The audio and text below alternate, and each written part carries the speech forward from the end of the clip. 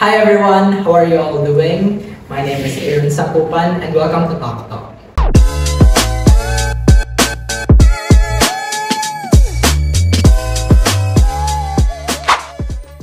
Today we have Teresa Faith Lanshan, a grade 10 student from Maganga National High School. Hi Teresa. Hello! Kamusta ka? How are you doing? I'm doing great. Busy lang sa school kasi maraming activities na need pa sa gawin. Okay. So, Teresa, tell us about yourself. Okay, so I'm a grade 10 STEM student. I love to dance. I also love to sing a little bit. Yun. Mas gusto ko yung pagkakal sa akin kesa sa ibang bagay. Okay, so since it's Valentine's, expect I'll be asking the related questions. Okay lang ba? Yes. Okay, so Teresa, kamusta na nga yung puso mo? Happy kasi nakatulong ako ngayon sa pag-aaral. Kasi yung pag-aaral lang yung happiness ko ngayon. Okay. Next question. Do you think love between students is okay? Para sa akin ay hindi kasi pwede itong maging salaba sa kanilang pag-aaral at mayroon silang mga bagay na kayang gawin dahil sa pag-ibig. At maaaring ito nga, makasagabal sa kanilang pag-aaral. Okay. Since palagi mong inuuna yung pag-aaral mo, kamusta naman yung pag-aaral mo? Okay lang naman, kinakaya. So, I'm a STEM student at honor din. So, lahat ng pressure ay nandoon. Pero, kakayanin para lang makausap. Okay, so sa tingin mo, nakakatulong po ba yung pag-iwas mo sa pag-ibig sa yung nakamit bilang honor student? Yes, talaga. Kasi iniwasan ko lahat ng yun, mas nakatuon ako sa pag-aaral at mas lalo ko pang napapataas ang mga nakukuha kong grado sa paaralan. Okay, so since palagi mong inuuna yung pag-aaral mo, wala ka bang nafe-feel na loneliness sa heart mo? Or like, I think parang mas inuuna mo pa yung brain mo, then you're leaving your heart empty. Okay lang ba yun sa'yo? Na like single ka, then inuuna mo lang yung pag-aaral mo? Para sa okay lang naman, kaso lang, kagaya na sinabi mo, na pagiging lonely. Sa gabi, nalulunod talaga ako. O naiinggit sa mga kaibigan ko, pero okay lang kasi yun talagang pinili ko, yung choice ko na para sabihin talaga pagiging mabuting honor student. Okay. Teresa, personally, are you willing to give love a chance? Yes naman. Kaso lang, ngayon sa pagtitimbang ko, mas matimbang talaga yung pag-aaral kaysa sa pag-ibig na yan. At as a grade 10 student pa lang naman ako, kaya mas uunahin talaga ang pag-aaral at lalo ng strict ang parents ko sa pag-ibig. Okay. So, pinag-iisipan mo muna. Yes. Okay. Earlier, di ba, you mentioned na naiingit ka sa mga classmates mo, sa mga kaibigan mo. Meron ka bang balak paingitin din sila?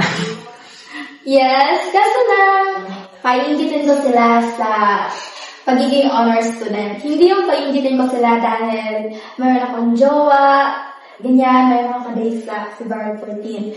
Paingitin ko sila sa mga certificates, medals, at sa pagiging honor student ko.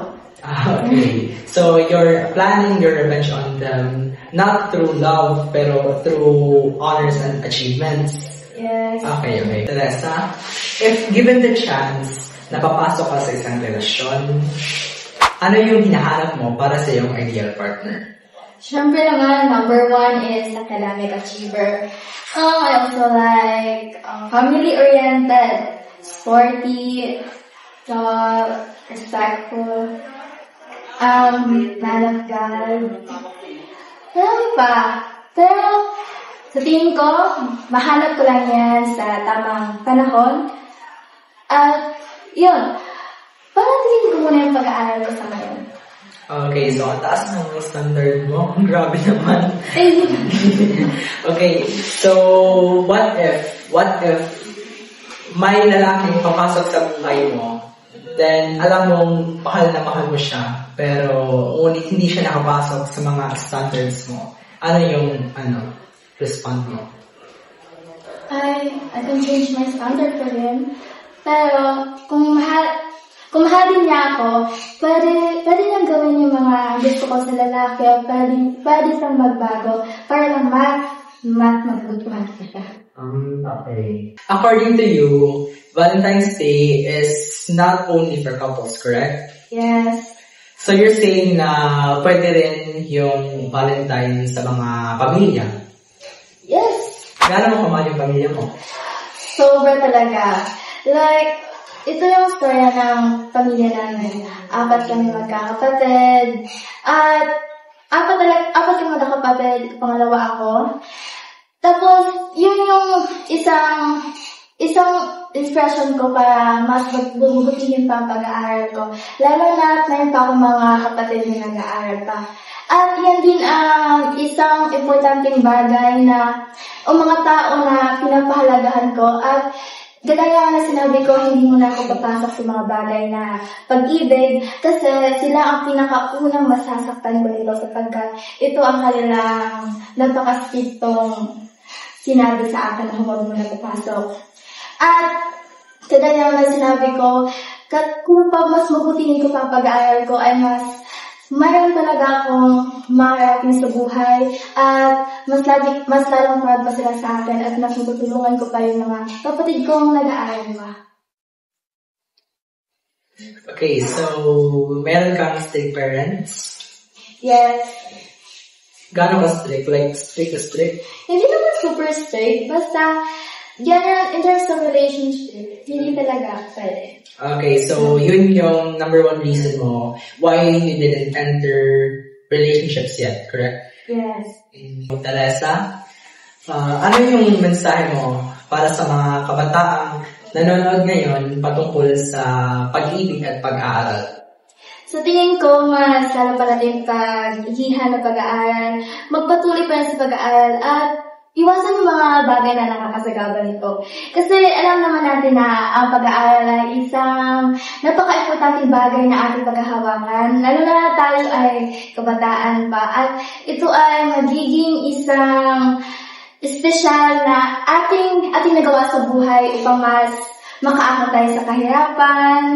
At alam niyo na, since mga bata pa tayo, marami pa tayong matutunan at marami pa tayong pagdadaanan pa at mas lalo pa nating at marami pa tayong oportunidad na makakaya pa at magagawa pa. Pero maintindihan naman natin yung mga kabataan dyan na nandun na sa mga relasyon kasi alam niyo na talaga yung mga pagmahalan ay hindi talaga may iwasan. Pagmahal mo talaga ang tao. Pero ang mensahe ko lang sa inyo ay huwag talaga kayo magpadalos-dalos sa inyong tungkol sa pagmahalan sa inyong jowa. Kundi mas paigingin pa natin pag-aaral at huwag natin itong gawing sagabal sa ating pag-aaral. Kahit mayroon na tayong jowa, kailangan pa rin natin pagbutihin ang ating pag-aaral. And that's enough for the questions. Now let's move on to Fast Talk. Are you ready, Teresa? Ready. Okay, on my count.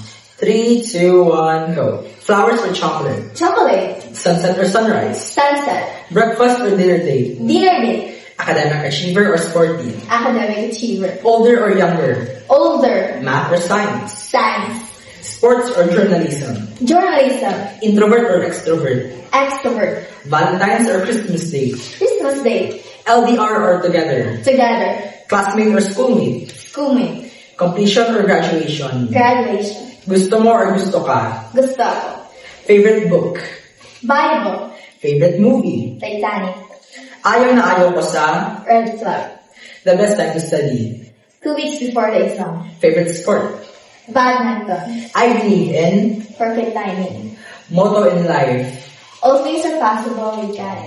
Bakit BNHS? The best school I've known. At the best teacher, lahat doon ay napakamabuti at magaling. At marami din activities na meron ako natutunan at pwede kong salihan na mas ma-improve ang knowledge ko. And time is up. Thank you very much, Teresa, for your time. I hope you guys enjoyed today's Soft Talk. Thank you very much and happy Valentine's Day. Bye!